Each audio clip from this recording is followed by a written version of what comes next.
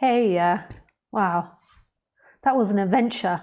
I've been trying to get live for 35 minutes. And you know, I started earlier tonight. That always is the problem. If I start earlier, then it's like a bad omen.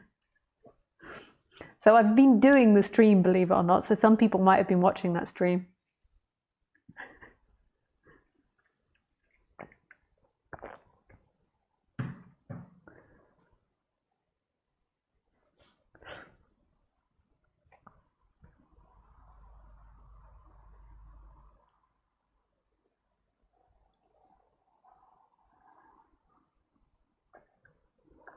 Okay, so let's start. I already did the silent sitting. I did the introduction about what all of this is about and how to ask questions. So I'm just going to start from the title. So my title today is, what are the chakras in relation to non-duality?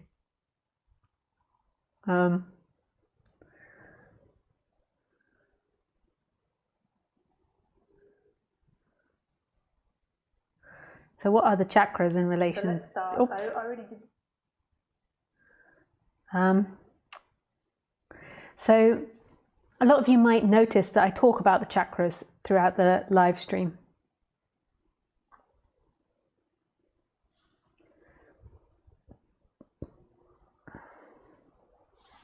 And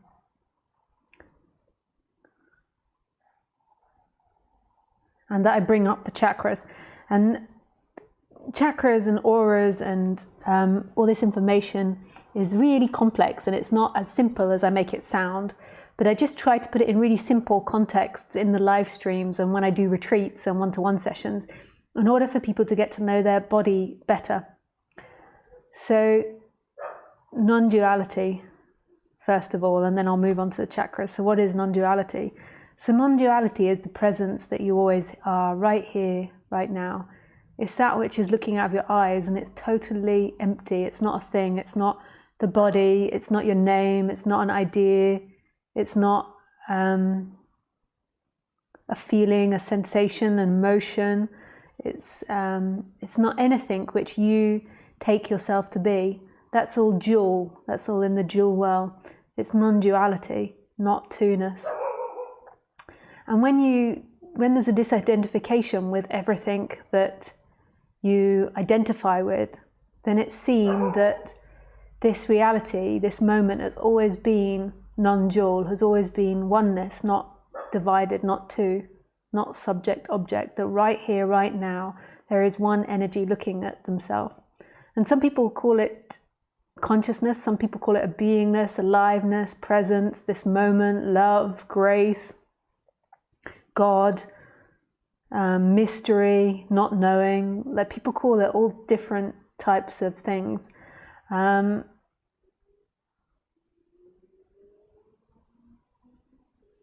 then there's this whole teaching about what's prior to that, that nothing is prior to that, and some people call nothing and everything. It's a complex subject that you can go into infinite detail about. You can't really pin non-duality down into words, because guess what? It's prior to words. Words aren't it.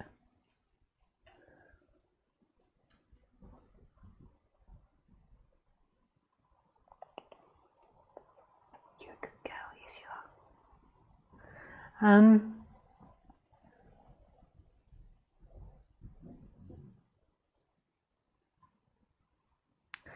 So that's what non-duality is. But a lot of people, when they come to non-duality, what they're actually looking for is more peace in their life. And when they begin to listen to non-duality or the non-dual message, it feels more peaceful. Because it's nice to just not have to deal with the person's problems or the person's emotions, and to go into something that's more deeper than the person. So it's like a relief in a way, listening to non-duality. But what's happened in the person after many, many years of being identified with a name, a body, emotions, ideas, is something called seeking's arisen. And seeking to me is not the movement towards pleasure and the movement away from pain. That's a very natural occurrence that happens in the body. Seeking is when you believe that pleasure will bring you home, pleasure will bring you non-duality. And it's not a conscious thing. It's not like you're walking around like, where is non-duality? I'm going after it. It's an unconscious thing, because once you identified, you felt like you lost something. So for an example, as a child, like when you were a child, you remember a freedom that's beyond you. You remember something like bigger than you, and you remember this wonder and this mystery and playing for no reason and doing things without a time limit or without having to do it or should be doing it. There was just playing and laughing and joy. And there is a freedom for most people that's associated with childhood. And as they got older and older and older, life became harder and harder and harder and more stressful. And a lot of people can connect with that freedom that they felt in childhood. And the reason that is because you had less identity. And when you had less identity, there was less seeking that arose. Like you felt more free, you felt more connected to your true self. And then as the identity began to take hold, you began to become smaller, and then there was this seeking to try and find that which you had in childhood and early childhood in pleasure. So you're trying to look for that wonder and mystery of childhood, that sense of being at home, in the future, in money, in your environment, in children, in having a house, in traveling the world, in holidays, in work, in success, in being popular amongst your friends, in lovers, in sexuality, in being in love, and the list goes on, in shoes, in clothes. It can go on infinitely, like the pleasures that people seek in this world. And it gets worse and worse and worse as you get older. Like the seeking gets more and more intense. And then what happens maybe when you're in your late 40s and 50s, there is some form of surrender that begins to happen. You begin to realize that you're never going to make it, that everything you do doesn't get you there. You don't ever arrive. And in some ways that can be quite a peaceful realization, but for some people that's what causes like the midlife crisis, or people to leave their whole current life, leave their husband, their kids, try something new, or leave their wife and kids and try something new, or have affairs, buy cars, do crazy things. And basically what you've always been trying to do is get back to that which you were as a child. And everyone kind of knows this.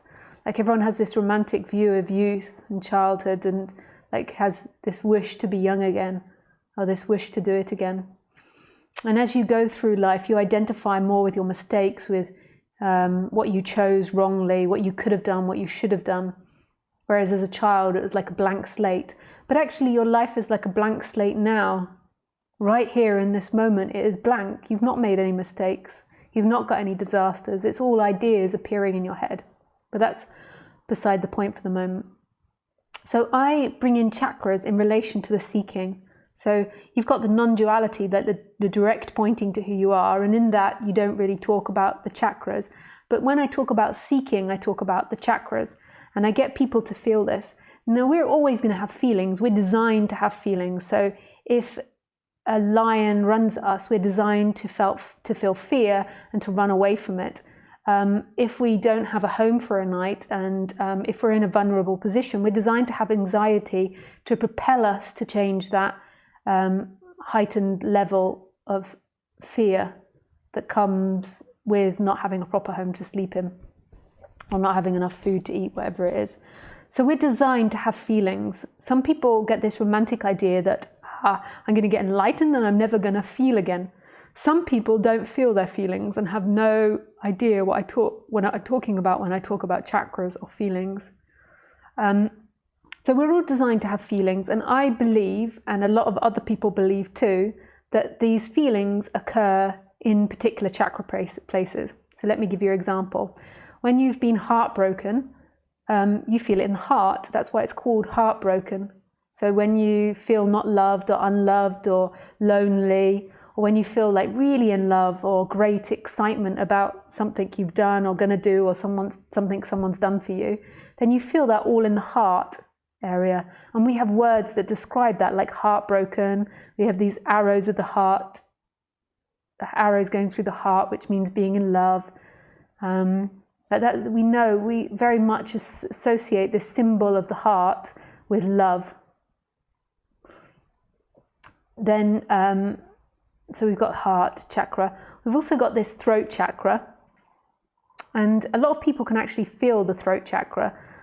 When you have a lot of emotion, it normally comes up like a bubble in your throat. When you feel really angry with someone, like they've done something really inappropriate and you don't feel like you can express yourself, it comes like a tension in your throat. When you feel lots of sadness or you feel unlistened to, like tension arises in the throat.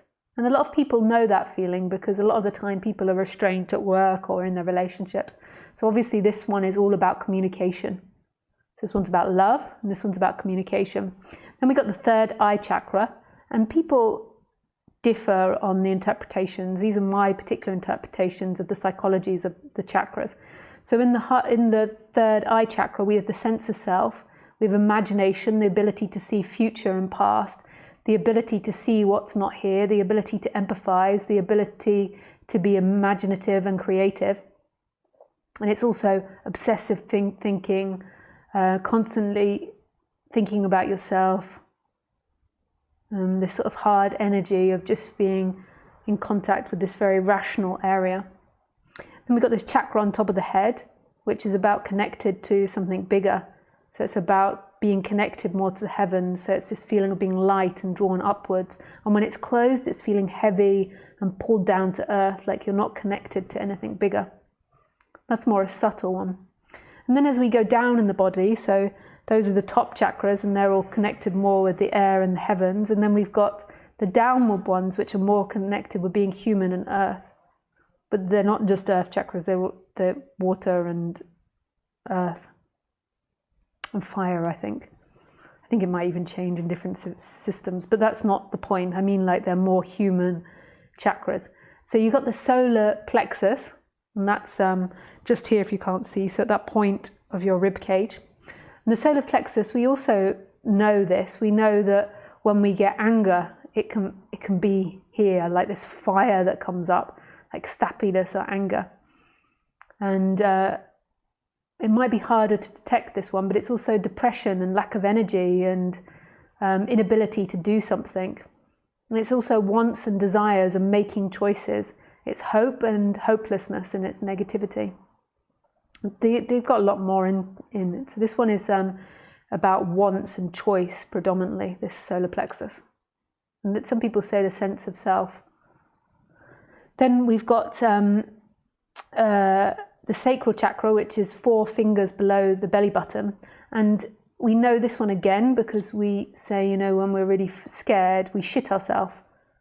So I shat my pants. So we do have an association with anxiety and fear being in the abdomen and being lower in the stomach. And we have these sayings of shitting yourself. Maybe you don't have that saying in French or German, but we have it in English and American and Australian, I think. Not sure about Indian English. So we have that saying. And the sacral chakra is about creativity, sexual creativity and work creativity. And then also it's fear and anxiety and lack of strength. So the elements to it. And then we've got the root chakra, which is below the base of the spine. And the root chakra is feeling connected to the earth. So it's trust, feeling connected and grounded. And if you're not grounded in that, then you tend to be pushed more up into the higher chakras and not be grounded and not be able to deal with the human plane of existence, not trusting life, running away from life. When you're seeking, so these chakras are like traffic lights, and to me, emotions go on and off dependent on what you're in relationship with. So when I'm working on my book, which I'm doing a lot at the moment, predominantly the area that's activated is my sacral chakra, so creativity.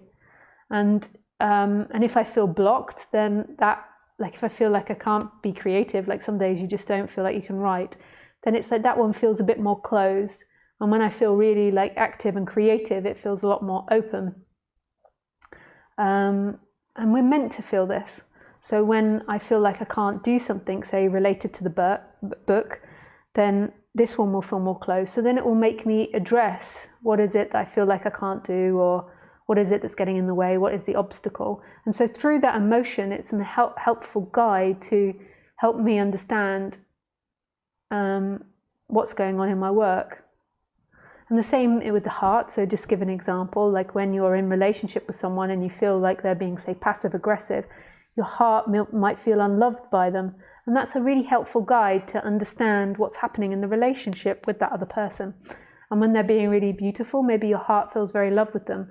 And they're like traffic lights. They go on and off, and they all stay, to me, they all stay in the same areas. So when it's about love, it's always that area in my heart.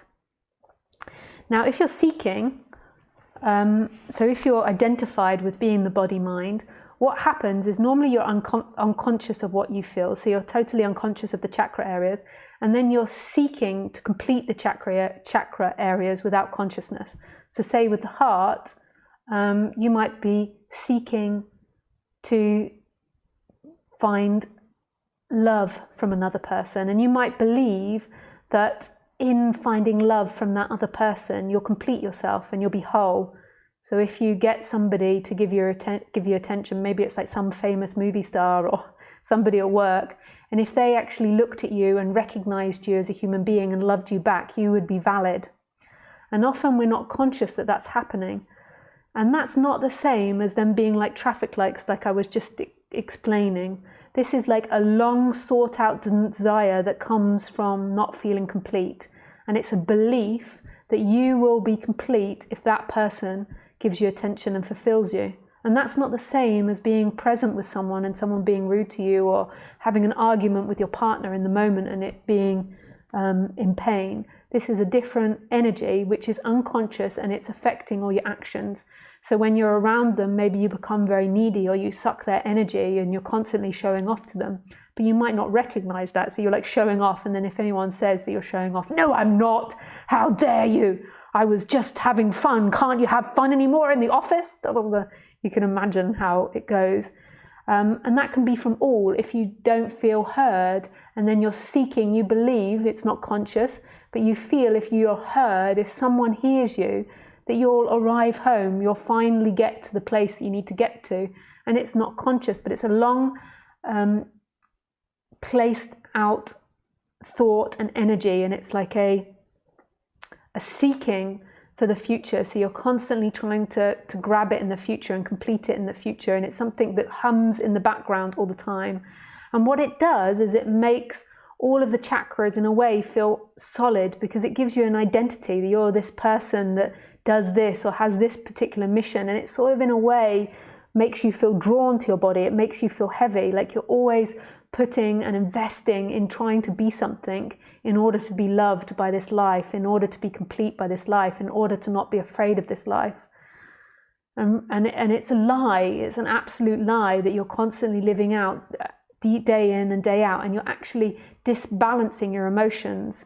You're going in and you're constantly fixated about this person that you fancy giving you attention, and you're in this like emotional roller coaster, rather than being grounded in who you are, knowing who you are, and being connected to that love source of who you are, and then just responding. And if you can fancy someone and responding and enjoying flirting with them, but knowing that having that person won't actually complete you, that just the act of flirting with them is a pleasure in itself and enough in itself. And if something manifests, then that's really beautiful, but it's from a completely different energy.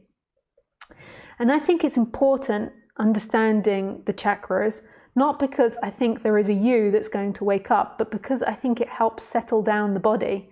And I think it settles down the seeking energy. And the seeking energy is what makes people really crazy and really uncomfortable and sick and ill and mentally disturbed.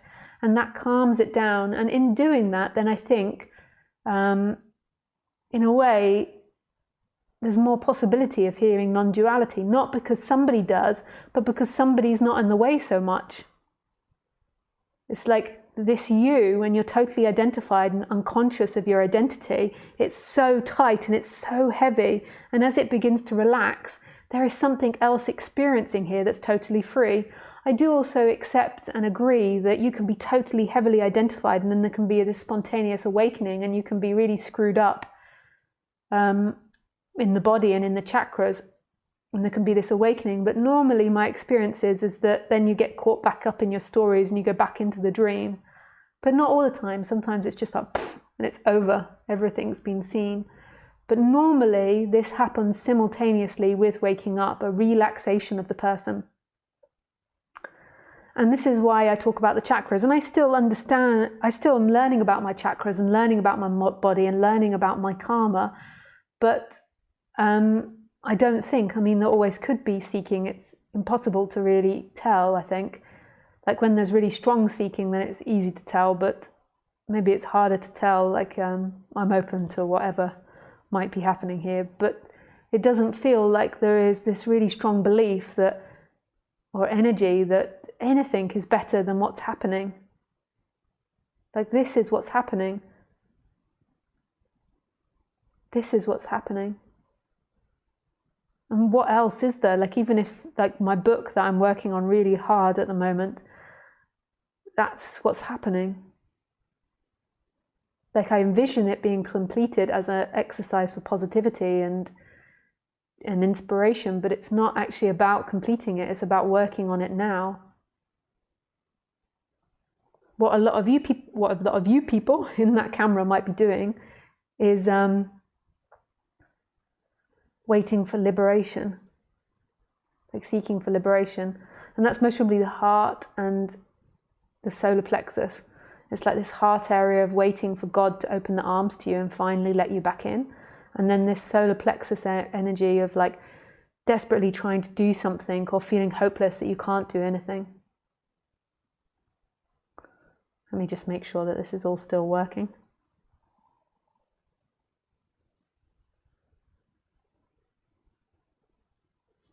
Yes.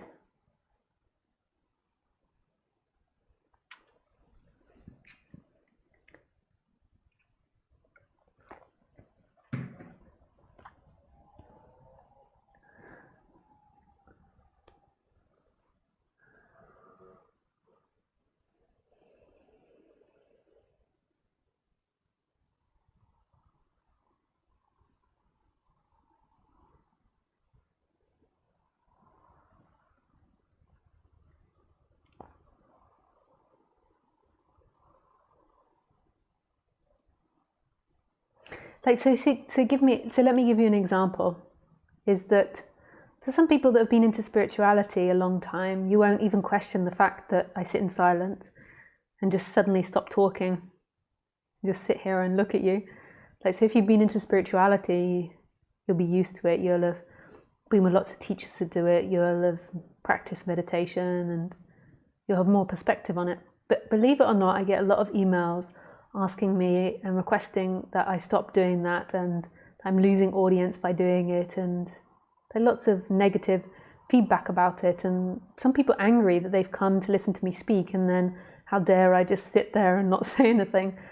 Like and to them that's really real, and I can understand that. Like I can understand that if you've spent like 50 years always living in this units of time, so always everything's got an allocated time to do something, and then they take an hour and a half out of their schedule to listen to non-duality and to learn about non-duality, and then I sit for long periods in silence, they feel like I'm wasting their units of time. They're business people and they've got limited amount of time, and then I sit there in silence and don't inform them as to what non-duality is. But to me, what's being misunderstood in that, what's being misunderstood in that is that they really take that to be a truth. So in that, there's a solar plexus activated. So the solar plexus is about action and wants and desires. So they want something to happen in order to get something. And then there's this seeking, this belief that they have to get there and it's important to get there and their time is important. And then there's this unconscious seeking. And then when I don't speak or I mess up the stream and I'm like 35 minutes late, it wasn't all my fault. YouTube has changed, but I also take responsibility that I got the keys wrong. Yeah, and I think YouTube's got programming. It's not like, but that's beside the point. So I'm late, and also I sit in silence, and this gets activated. They feel disempowered by that, and I've taken them from something, and they're not conscious. And then what it begins to produce in the brain is thoughts about what I've done to them. Like, what a rubbish teacher. How dare she do that? She's wasting my time. Who does she think she is? She's not professional. There's so many better teachers out there. Why am I wasting my time with her? And it produces all these unconscious thoughts, and they take that to be the truth of the reality. That's the way it is. And that way of thinking, to me, is a side effect of seeking.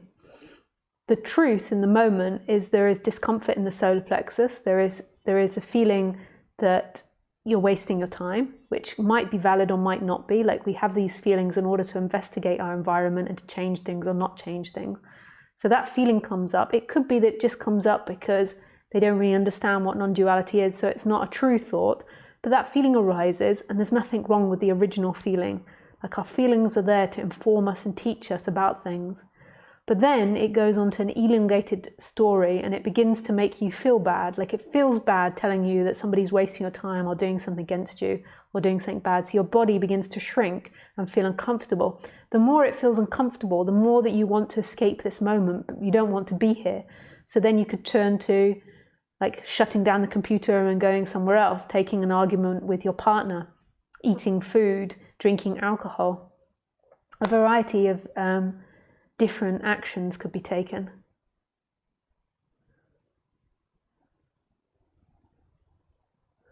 And this happens in your whole chakra system, so dependent on which one goes. And to me, what I recommend to people is just going back to your initial feeling and your initial thought that's there, and making things really simple. So say that person that's come here, they've got this units of time and they're a very busy person.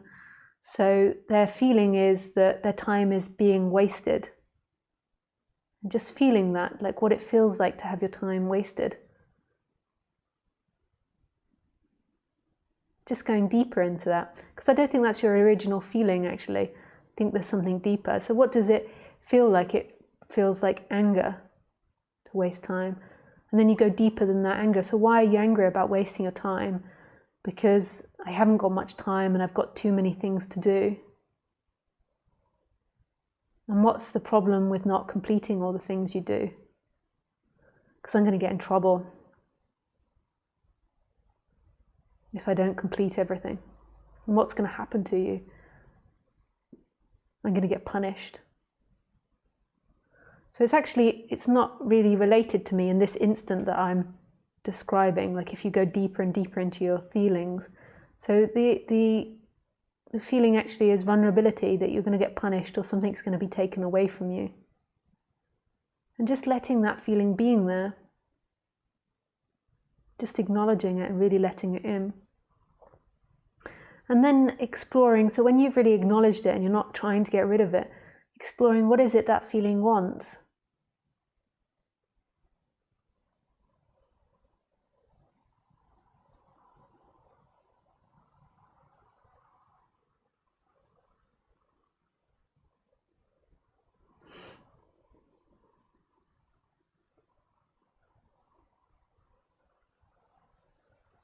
So it could want a variety of different things. Could want to feel safe, could want to feel strong,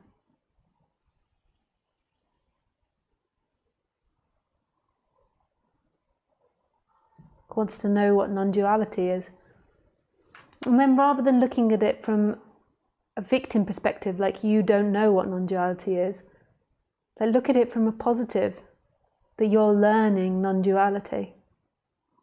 Just feel that positivity, that you can understand this and that you are learning it, like you're doing it. Just sitting here and being in silence and exploring, and it's a happening. You are learning non-duality.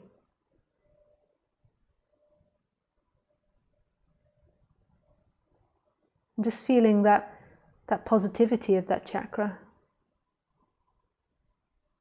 But you can stay in the negativity as long as you like, but then eventually you want to move to the positive, not because you always want to be in the positive of the chakra, just because most people are continuously in the negative of the chakra.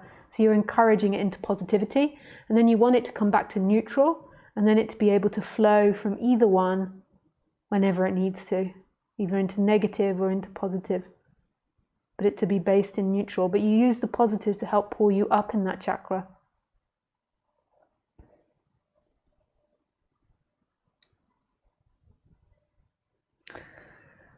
So that is the long introduction about the relationship between the chakras and non-duality. I'll go to questions now. If anyone has any questions about that, let me make sure it's still streaming.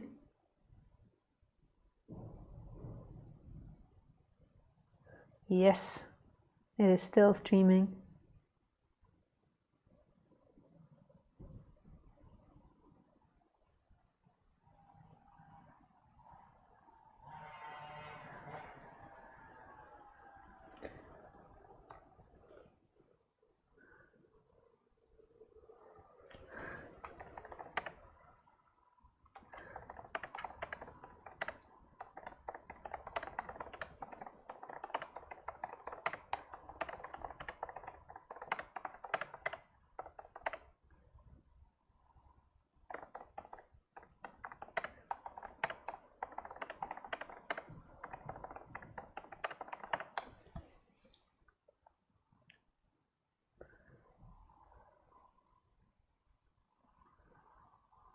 So if you have any questions, you can either write to me and you can say you'd like to call in and ask the question, or you can write them to me. Hey Helen, I'm sure I'm not the only person to respond, but your live stream ends at 24 seconds and you've not returned yet. There you go. Are you having difficult different no sounds? Yes, I did. We're good now though.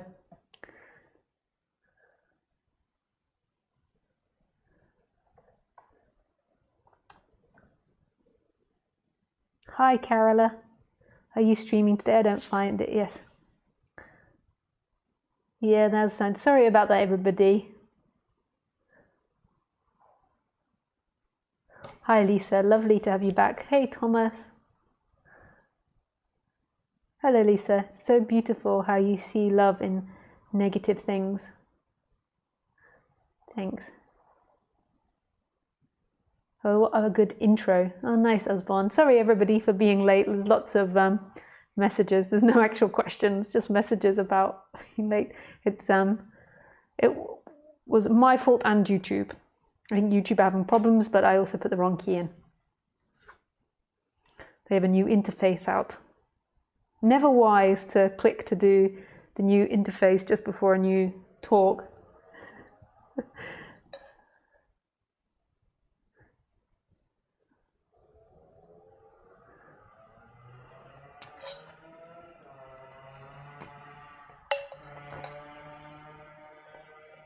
So we don't have any questions, so we're going to be forced into that silence, you know, the description I was giving.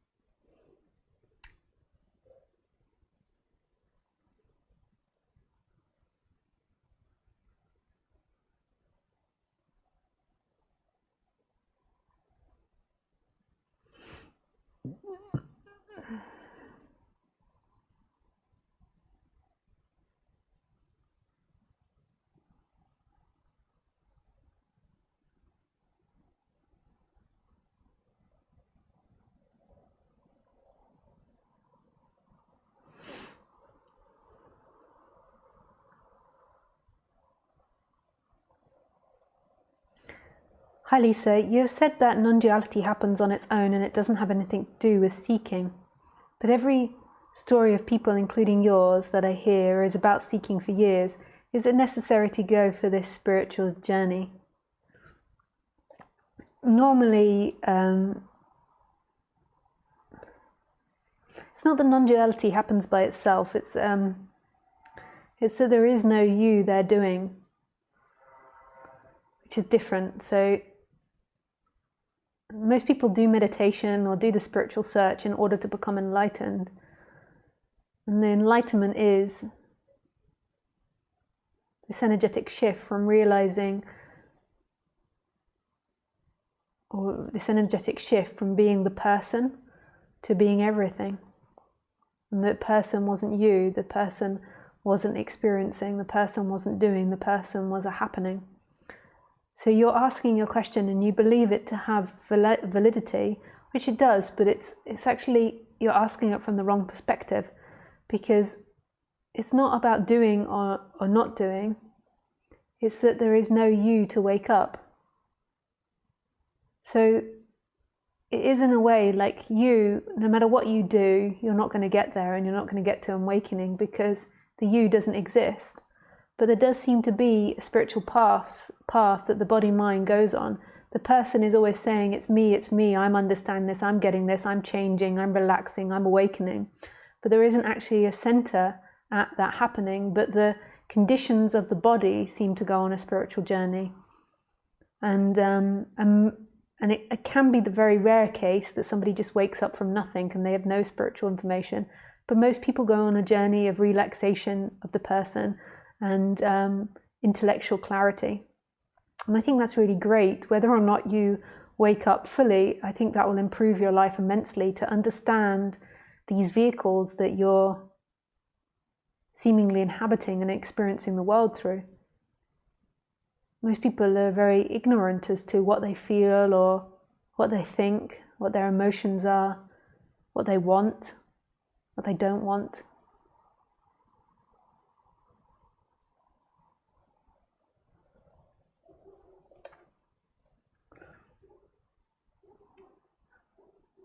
Hi Klaus, hi Lisa. How to deal with mental tiredness?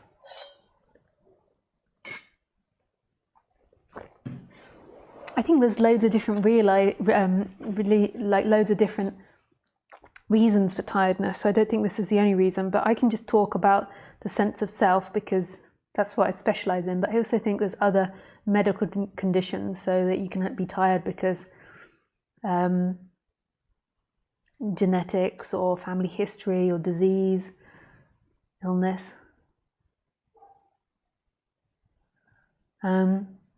But from a non-dual perspective, I think what does happen is that the sense of self, the contracted sense of self, takes up a lot of energy, a lot of mind power. It's a lot of effort to be you and to maintain a story of you.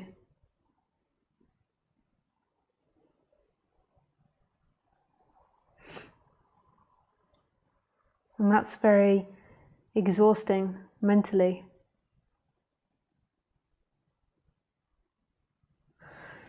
So if there is tiredness, what I do from a non-dual perspective is listening to non-duality, but also bringing the attention, so your personal focus, back to what's actually happening. So back to the sensations in the body, back to the visceral experience of the world, the feeling of the sofa, the feet on the floor, and pulling it away from this mental interpretation in the world. And this will reduce the mental interpretation to an extent. But at the same time, knowing that I'm giving you this information, that that's a happening and that's not actually somebody doing it. So seeing that you're not the doer and you're not actually responsible for that happening and for that changing. On a chakra level, so if we go away from non-duality, tiredness is related to the solar plexus. Not all the time, but a lot of the time. So it's related to stories that you can't do it, that you're going to fail. So the solar plexus is a place of, I can do it, I'm going to make it, I can accomplish something. It's commitment, it's dedication, it's hope. And then in its negative, it's depression, anger, tiredness, exhaustion, suicidal feelings. And so also if there's a lot of negative stories that you're a failure and that you can't do it running, that is also very exhausting. So something that I recommend to people often is I'll show chakra breathing meditation. You can just look that up and you can find a YouTube video and then the information on how to do that. Working on the chakras, understanding the chakras, breathing into the chakras.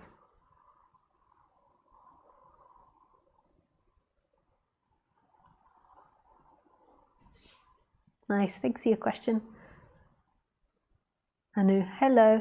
Can I call in? I'm very shy, but I'll give it a try. Yes, call in, Anu.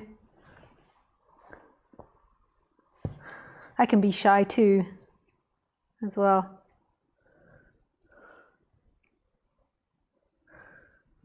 I think I have to just put loop back on. But yes, call in.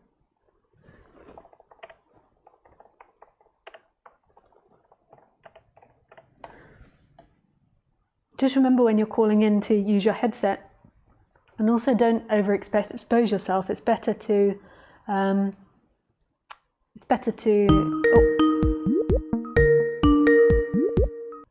Hello. Hello. Hey, nice to hear you. Yeah, you can hear me? Yeah, I can hear you. Okay, that's nice.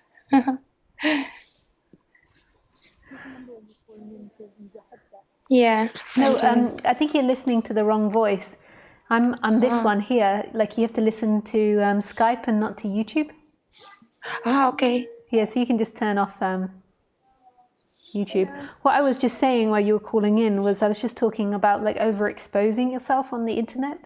Like sometimes when people call in the past, they reveal too much and then it makes them feel very insecure. So it's also just being like conscious of your limits and your boundaries. Yes. And that people are watching. Like you can hint towards things, but just having that in your mind. Yes. Yeah, I've heard it. Yeah. Even now when I was calling, I felt like maybe I'm like pushing myself, doing something that I'm not really feeling, but it's okay now when I'm talking to you, it's totally okay. Nice. Yes. I wanted to ask, I have been in non-duality quite a long time, and I think I have pushed myself like too much, not being gentle towards my human like form, and I'm quite angry lately, and I don't trust teachers anymore, and like there's like nothing I can like be totally sure, and I even don't know. What way have you pushed yourself in the past? Like you've done things that you weren't comfortable with, or talked yourself out of things? Yeah, like in any way, like going to India, places like it was like too extreme the situations, and sitting with teacher like not feeling to go forward, and like thinking that I have to do it, and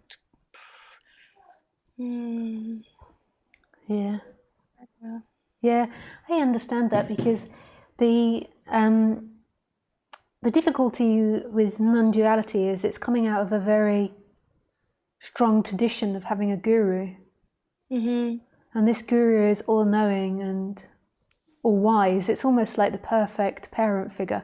In one way, it's like really heavenly, like this idea that this one person has all the answers to everything.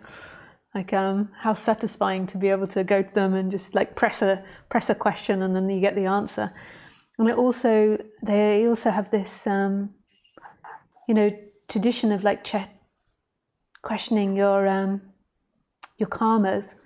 So questioning and pushing beyond your thoughts and feelings and your projections. Yeah. And I think it's got two sides to it, like everything. Like in one way, it's really beautiful to question yourself and to try new things and to do different things. But then also on the other side, if you're if you've not developed a strong sense of self and a strong sense of what you want and what you don't want, then you can easily be pushed across your boundaries and get into situations where you're not actually comfortable, and in some ways it can be like a bit like self-punishment. In the end, like on the ultimate level, I think that everything that you've experienced, and even on the relative level, I think that everything you experience is a gift.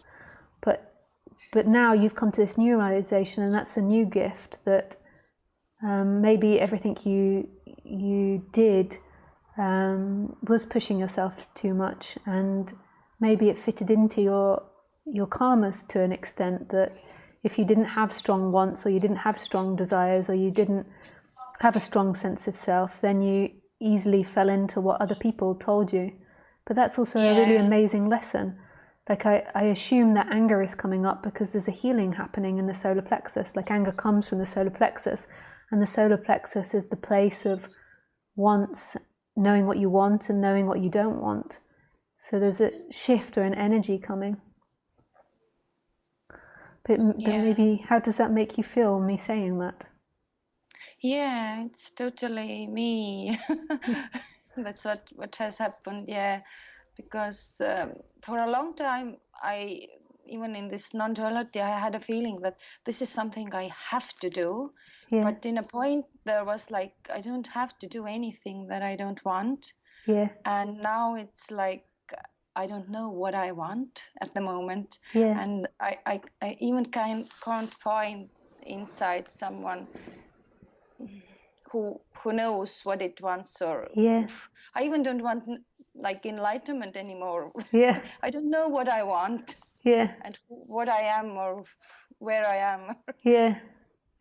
And I'm kind of lost, and I think the anger though is part of it, because like the solar plexus. So in the moment, like in a way, society teaches us to have too many grand wants. Like really, in the moment, you need to have a sort of a direction in which your body is going towards. So you need to, if you want kids, you need to have that as a direction, like a vague direction. But predominantly, what you want to be focusing on is what's actually happening in the moment, and what your body is responding to in the moment, and what it wants and what it doesn't want in the moment. So just really like simple, does it want to eat? Does it want to sleep? And it's not necessarily doing it all, but just recognizing what is it that my body is saying to me now. And you find that from the solar plexus. And I think that it's good that you're experiencing anger at the moment, because that is the solar plexus. So in a way, you're becoming more conscious of the solar plexus. So if you go into that feeling of anger, you'll notice that it comes from this area. And you can also begin to question it. You know, what is the anger saying to you?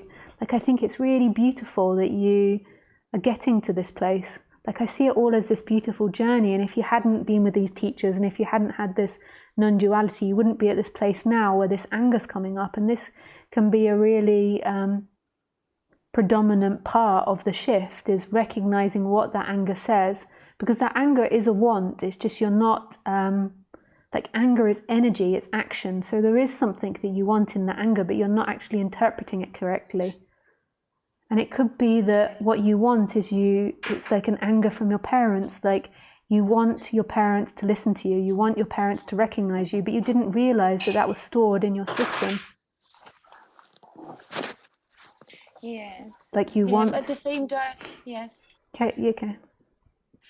Yes, at the same time, I totally feel overwhelming love towards those teachers, but Overwhelming what, sorry?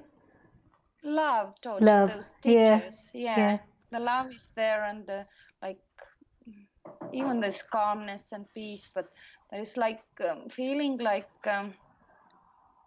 this me feels like I'm like the teacher, and like me, we are like the same. I'm not like lower like than the teacher. And it's not in an arrogant way. Like it's like, but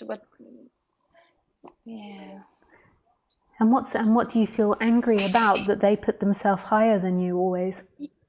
Yeah, I quite often feel like very like I'm so bad, and I even thought that okay, I'm so bad, I'm the worst like human being in the earth, but I'm still God. That's how I interpreted this like for myself. But when watching some videos, like this feeling comes like Yeah. like I'm not worthy of this soul, and Yeah. And that is again a solar plexus and a heart area feeling, and it is like in a way it is your energy trying to reclaim itself in your body, like coming to more of a balance, because you never were lower, and in a way it was you that went towards somebody that you thought was higher. Like it was also you that was attracted to that dynamic, and you're coming back more to a middle ground, that they were just a reflection of your current mentality, like what you were bringing in and pushing out of your life. And it most probably goes back further to your parents, like the way that your education system and your parents treated you. yeah. If they really saw you, if your parents really, like balanced parents need to teach their children to respect and to honor what it is that they want. A lot of parents teach their kids to deny what they want because it's too complex for the parents, or the parents are too focused on their wants. So it's also like looking at those patterns and seeing if there's any old thoughts that are related to your parents oppressing you, or not hearing you, or not listening to you. Like whatever it is, there's a variety of different things that could be going on. And your mind will switch, like, so when it's in the negative, the solar plexus, you'll feel angry towards these power figures or these higher figures. And then when you feel more open again, you'll feel love towards them. And you'll feel how perfect it was all strung together. Yeah, I totally see it. Yeah, now I'm like being kinder towards myself. Yeah. And I see that I'm from this point I'm kinder towards my children also. So. Yeah. Yeah, it's related all. Yeah. How old are your children? They are 8, 7, and 5. Oh wow, you've got 3. Yeah. But yeah, I remember watching this, like being like with the master, and it was painful to me, and then I wasn't a very good mother to my children. Now when I'm like decided that whatever I'm like I'm good to myself, and now I can be good to touch them also. So Yeah. yeah, it's so important going back to what it is you feel and what it is that you think, and understanding your system. And then I think also not being too hardcore with non-duality. Like, you look at what your projections are and you see that obviously everything is your projection, because you can only see through your mind, but that's always going to be the way. Like, we often get into this mentality that we've got to get rid of it, and that it's bad or it's wrong.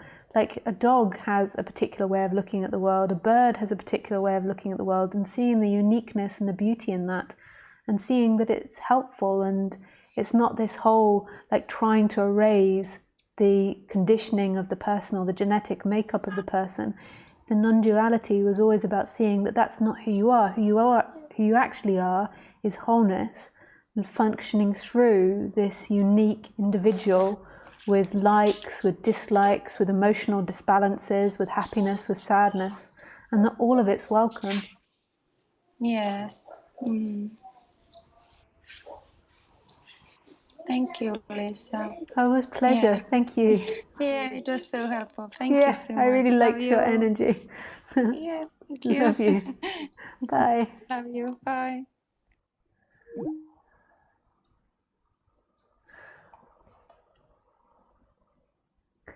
Hi, Carmela. Lots of love to you. Hi, Claudia.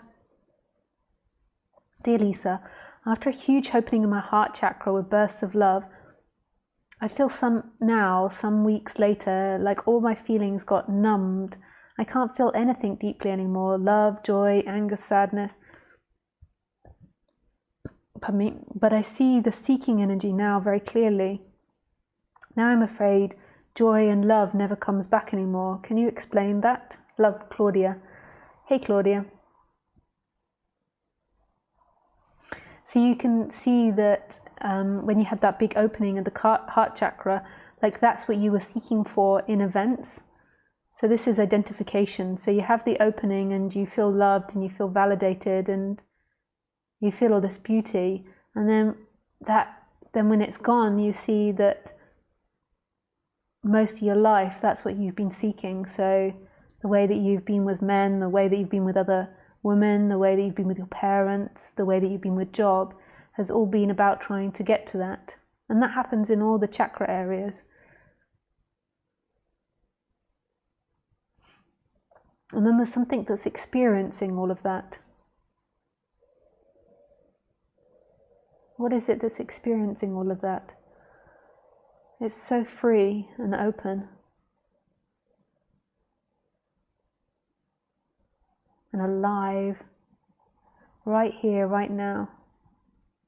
It's in the discomfort, it's in the sadness, it's in the thoughts that say that you're perpetually stuck, that you won't make it.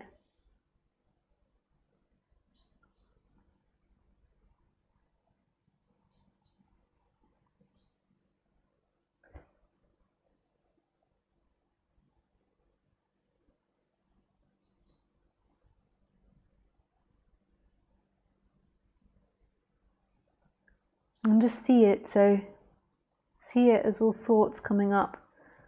Like you had this ecstasy and now you want it back. Just see all the illusion playing out. And remember the Buddha's story. He sat under the Bodhi tree and heaven, so bliss, sexuality, love, attention, fame, prosperity.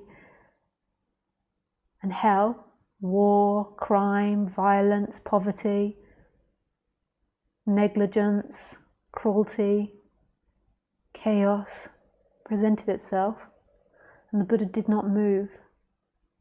So what part of you does not move when there's a big heart opening and then a big heart closing?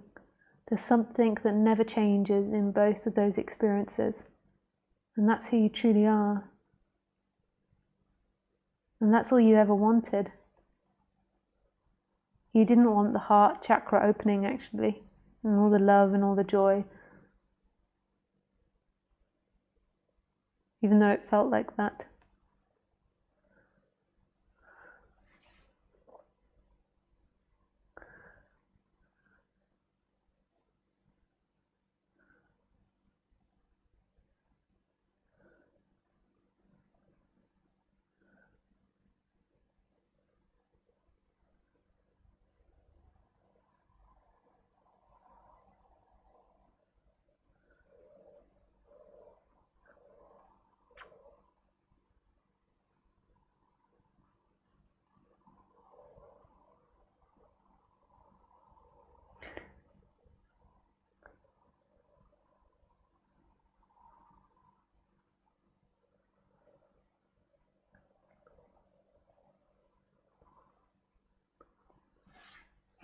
Can you say something about taking love from others and giving love in relation to the chakra?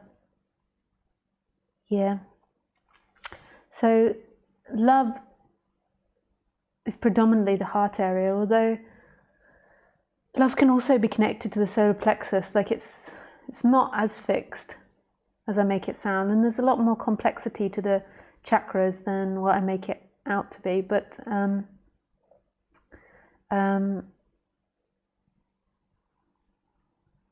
so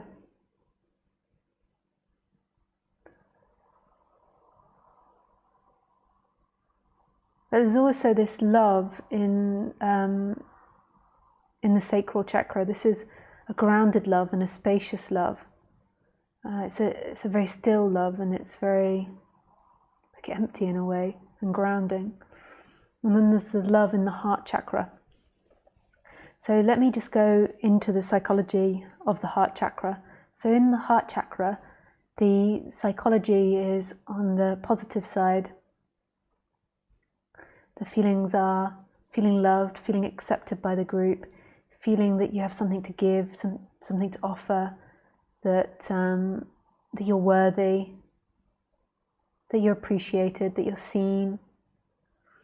And then on the negative, it's feeling unloved, you're not lovable, you're not part of the group, you're not seen, that you could be abandoned, that you could be chucked out of the group, that you're lonely, you have nothing to give. And so that's the positive and that's the negative. And then what happens from that is there's two ways in which you can respond to the negative. You can have excessive energy or deficient energy. So excessive energy is where you're like a love addict in a way, and you're constantly looking for validation all the time from people, like a panting dog, like you know, those people that are so excited by social interactions and what people think, and maybe you excessively try to get attention through power or success or a beautiful home or the way that you look, and it's very needy energy. You're always trying to get love from people, so you're not giving love to people, you're taking love from people, but it's very excessive. And then when it's deficient, it's people that feel this all the time, so they become reclusive. So rather than they're excessively trying to validate it, they become reclusive, and their personality is to hide away from other people, to almost in a way like live by themselves, like almost like self-prophecy, so living by themselves, being contented, in a way being contented by themselves, but they're not really contented by themselves, they're just cut off and shut off to love. They reject people, they're loners, they push people away, they don't give people attention, they don't participate. There's social anxiety sometimes. So these two different dynamics, and people can go to either one. It's not like you're one or the other. You can go and you can be like the spectrum in between, like jumping from one to the other. And it's just recognizing that. It really is just recognition. And it's not that any of them's bad. Like I'm an introvert, and I tend to veer. Like today, my mom just went to a random party. My mom is really extrovert, and she just went to a random party by herself. She knows this person from dog walking, and somebody was having a party in a house near her, and she just went to the party by herself. And I was like, Mom, that's really amazing. Like, it's so great that you can just go out and go to parties by yourself like that, and then just go and talk to complete strangers. She knew one lady vaguely from just walking, and the lady said, why don't you come? And she just went, not because of social obligation, but because she wanted to. And she was like, well, I had a nice dress on, so I felt good about myself. And she just goes in there, and I know her from, hope my mom doesn't mind me using her as an example.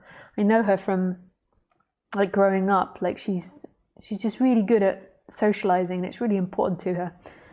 Whereas I take after more my dad's side of the family, and I'm more reluctant to socialize. I maybe come across as super social because I am actually triple Gemini, so I love teaching and I love talking about things I'm passionate about, and I love writing and books and stories and all these sorts of things. But I'm actually an introvert, and like once in my town, I was invited to a party by myself, and in the end I just cancelled, because like that's really not my thing, to go to a party by myself and to meet lots of new people. That's more of a horror show for me.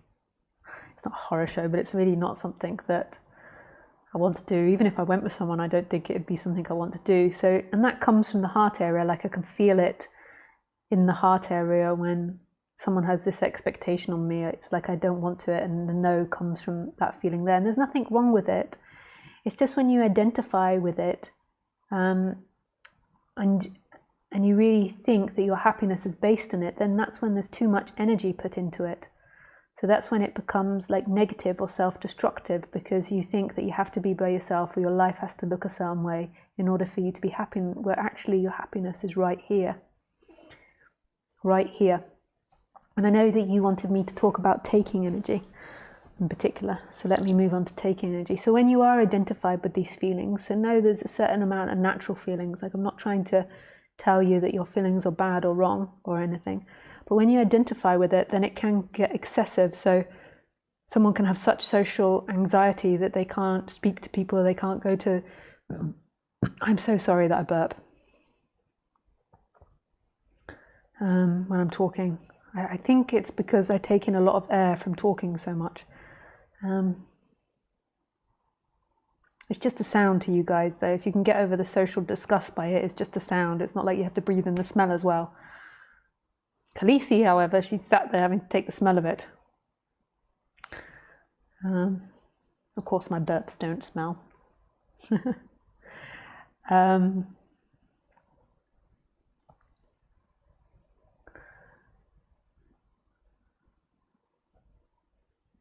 So what was I saying?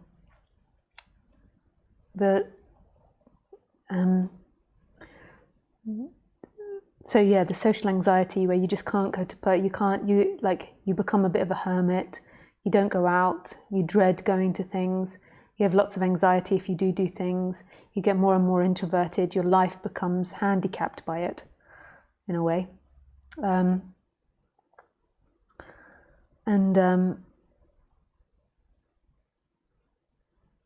And then the excessive one is that you're constantly trying to get love and approval from people. And that's exhausting. I don't know if you've ever been around people that are always trying to get love and approval from you. It's actually exhausting being with somebody like that, because they're always asking for validation. Happens, I've had it a lot in the last 10 years. Not all the time. There's so many people that are really cool and really balanced about things, but because of the whole non-duality teaching, I sometimes get people that really want love from me and approval from me. It's like they haven't had it from their parents, or they haven't had it from society, and then they really appreciate the way I speak, and they really appreciate what I do, and then they really want me to validate them. And it'd be great if I could just like kiss them on the head in one time and I'm like, you are validated, and that's it. But what happens is it's like all the time, and it becomes exhausting forming a relationship with somebody that constantly wants love from you. If your partner's like that, if you form love relationships like that, it's very exhausting, because it's actually a taking energy from the person that's doing it. It's not a giving energy. It's kind of ironic, because when I meet these people that are always trying to like get love from me, like deep down they really appreciate what they want, that what I do, and they want to show that appreciation. But actually what they're doing is they're taking from me by trying to get my love and attention and affection. And it's actually the opposite of what they want to do. What they want is to like show appreciation. And it's not something I can teach you, it's an energetic thing. Like when you appreciate someone for what they do, it's like appreciating them but not needing that to own that in some way. It's hard to put into words, but you can put it into so many different circumstances. If you've got kids and you've got a very needy kid, like an unbalanced needy kid, it's exhausting to be around. And it's something you should really address if you've got a needy kid, because what actually happens to people that really are needing a lot of love and attention from people, they actually end up as rejected all their life, and then it makes them worse. I have a relation who I've grown up with, and I've watched it throughout my life, who's always looking for love from people, and they're constantly rejected. It's so painful to watch, and they can't see it, so they grow over time, thinking that other people are assholes, and then also like other people take advantage of them as well. Like, it's sad. You see people taking advantage of them, like desperate for love, always wanting to mow their lawn or help them out in some way in order to get attention.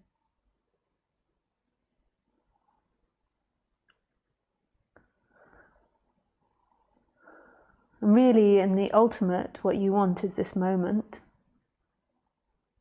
And your chakra is just meant to be a beacon in order to deal with day-to-day life. Like telling you what your preferences are or what you don't like. But when you've got like an excessive energy there, then it's like coming back to that feeling. So if you can catch the anxiety, which it is anxiety, but it feels good. So if you're going to someone for attention, in that moment of going to someone for attention, it's got anxiety in it, but it also feels good because there's hope and there's possibility that you're going to be finally validated. But if you can catch it and just go into that feeling and see that feeling and allow it to be there and recognize it in the heart, and then stay with it for a period of time and then begin to ask what it wants. And then it's like, I want everyone to love me. I want to be super popular. I want to be appreciated. And letting that feeling grow in your heart rather than actually trying to force it happen in the external world. And the more that you let it grow in your heart and your chakra balances, the more actually people will just naturally come to you and appreciate you. So you use that exercise to go to what it is that you want in the positive to help bring your chakra out of that negativity. And then it's all about coming back to balance. And that's very attractive, somebody with more balanced chakras that isn't always like, give me attention, or oh, stay away, stay away, stay away, stay away, stay away, stay away. In my identification, mine was definitely back off, back off, back off, back off, back off. Yeah, even though I can be super social, it was I'm also like it now. Also, my English upbringing. You could call it an upbreaking, like breaking in a horse. I was broken into English. Upbringing. There's also like I'm very reserved with people, except the people that I'm intimate with, like my partner.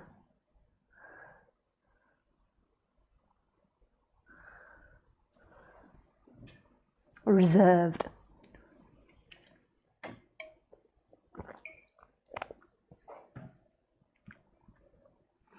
Okay, thank you for your question. Hello, Paul. Hi, Lisa. Hello, Lisa.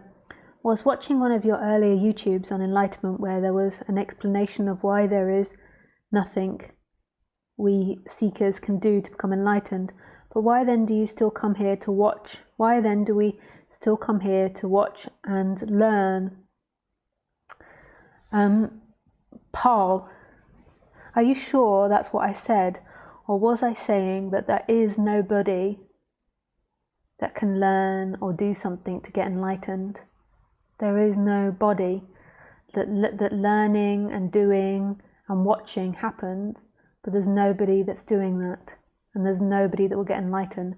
That's different from saying there is nothing we seekers can do to become enlightened. I know it sounds, because obviously doing happens in every moment.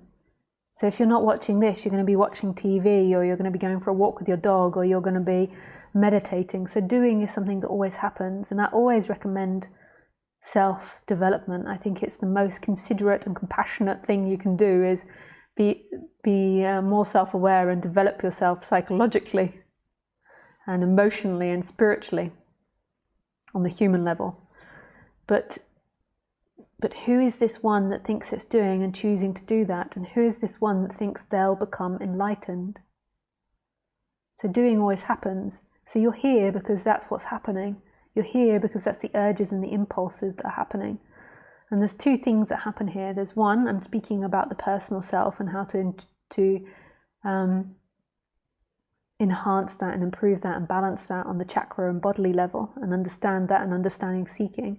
And then the second is non-duality, which is a resonance. This resonance with it. So doership comes from the solar plexus area. So from the fact that you're asking that question, I suspect that that there's some sort of issue that's working out in your solar plexus area, like doership. Thanks, Paul, for your question. Hi Carmela, you mentioned feeling stuck, and I often wonder if you feel there was something particular in your practice or non-duality journey that was important for making your shift happen, such as continuously staying with the I am or awareness or self-inquiry, or staying with a teacher or someone you did continuously pushing, pointing you in the right direction. I think all of it was just a perfect play of things. My Buddhist meditation, the Buddhist sutras that I learned, spending time with the Neo-Advaita teachers, so like Tony Parsons and Nathan Gill at the time we were in London. I got obsessed with Eckhart Tolle for a while, and then going to India and spending time with Ramesh, and then spending time with Roger. And if any one of those things didn't happen, then the next thing couldn't have happened. Like I could never have spent that time with Roger if I hadn't spent all that time meditating. So it was all of it, in a way. Like all of it led me to that point where the shift happened. So what you could say that everything, and everything equals nothing. So everything and nothing led me to that shift. And then from this very perspective of this moment, you could say it's unknowable. It's mysterious, like it's out of our hands.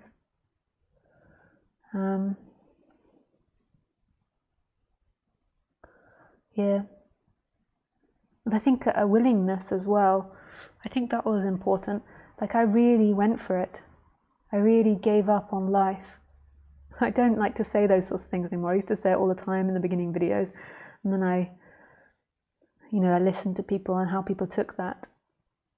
But what do I mean by giving up on life? Like I really gave up on the idea that life would save me.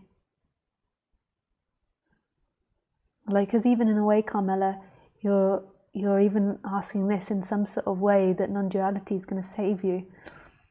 But I had like a really beautiful, safe space to really go there. Like I was living with Roger when I got to that place, and I just sunk more and more into this moment, into what was actually happening. Like I gave up on life, on the future, on what I imagined would bring me joy or happiness.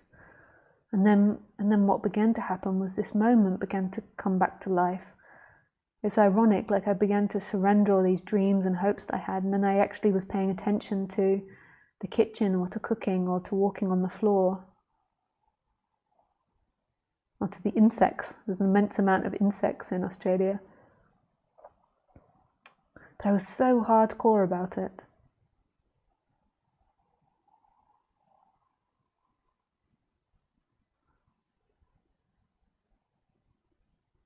And what do I mean by hardcore? Like I was just so, like I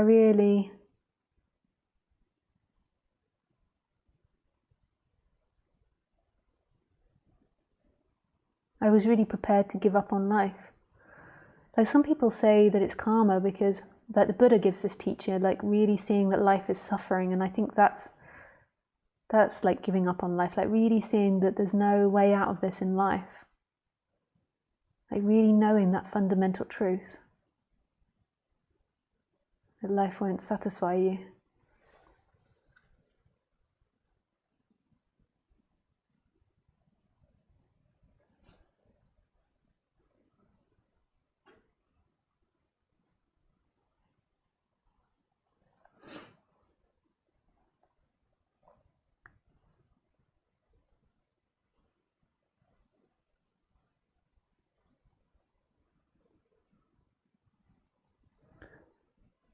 Earnestness, like Nisargadatta says. Yeah, maybe. Thanks for your question. Saragi, hi Lisa, do you have anything to say on the Human Design System by Raruha? No, I have nothing to say. I don't really know the human design by him, unless it's the same as what Eli does, Gangaji's husband. But yeah, these psychological things and understanding the human better is all helpful on the human level. But who is it that gets enlightened? Who are you? Who's looking at me now? Who hears me now?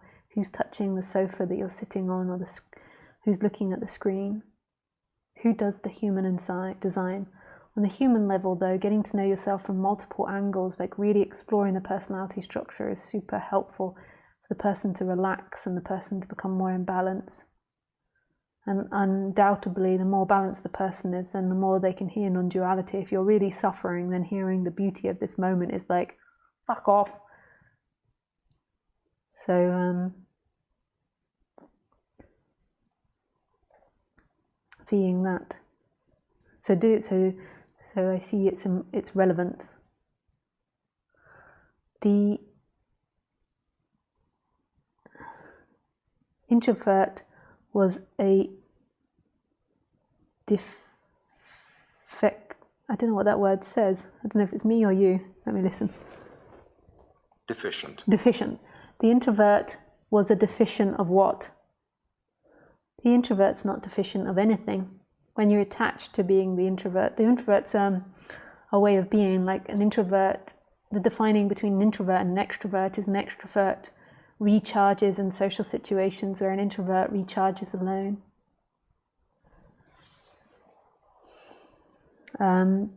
But if you mean in the negative way, when you're attached to it, seeking wise, is that you obsessively try to be an introvert. So you become like a hermit, basically. And then it becomes about not being loved and not being good enough. And feeling like others are hurting you or attacking you or something. Like on its extreme. Like when you're identified with it and you really get lost in that introvert feeling. Thank you for your reply, it was helpful. Thank you, Lisa, for the explanation. We'll work on this. Thank you. With pleasure, guys. It's time for me to go now. I have to walk Khaleesi before it gets dark, and it's getting darker earlier. I apologize for those of you that tuned in at 6 p.m. and it took me 35 minutes to get up and running. Yeah, I eventually got there, and I really appreciate those that stuck with it. Remember to put the thumbs up if you want these videos to carry on and to be shared. That's the way that what Google likes and appreciates. Like the way that Google works with the algorithms is that the videos that aren't suppressed are the ones that get views and gets likes. And you guys are sometimes not very good at putting the thumbs up. So I remind you. But last time you did very well after I asked. Thanks, guys. I send you lots of love and I wish you everything. Goodbye.